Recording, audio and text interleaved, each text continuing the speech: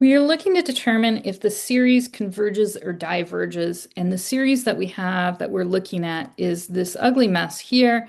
You'll notice that in the front we've got a -1 to the nth power, which means that this is an alternating series.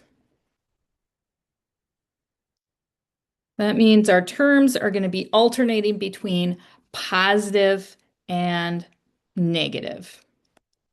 Second part of our series is this mess here with the natural log of the natural log of n in the denominator of a fraction. Ooh, it looks awful.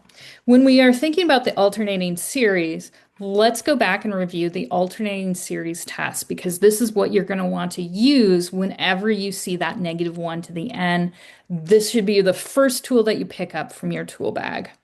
All right, alternating series test. So starting off with, we have an alternating series of some sort that is plus minus, plus minus, plus minus.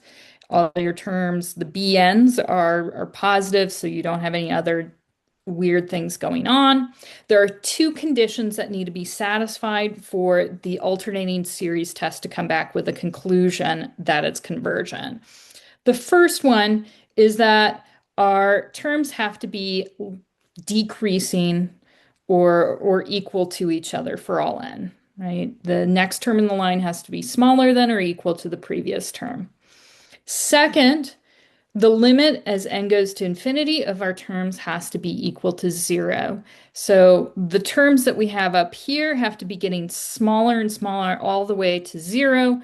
Once they get close enough to 0, it tells us that that series is going to have this nice conclusion of being convergent. So if we have those two things, we have a convergent series.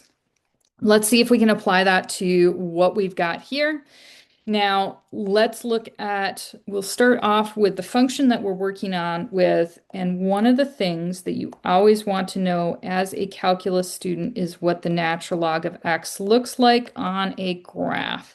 This is one of the few graphs that you should actually have memorized in your head so that when you're at a test, you can just pop it up.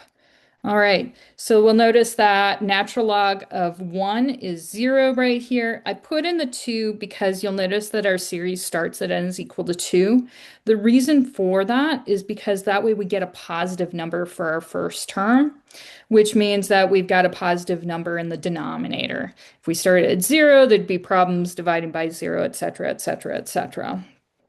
So we know that natural log of n is increasing. That tells us that natural log of n is also increasing as a function. When something is in the numerator and it's increasing, that tells us then if we pop that into the denominator, it's a decreasing function. So we have it's decreasing, which means our first condition, our condition 1, is satisfied. So that condition, we're good to go on. Second of all, we needed to know that the limit as n goes to infinity of 1 over natural log of n is going to go to 0, and that is definitely going to be true. So there is our second condition right there, satisfied. So by the alternating series test, the series converges.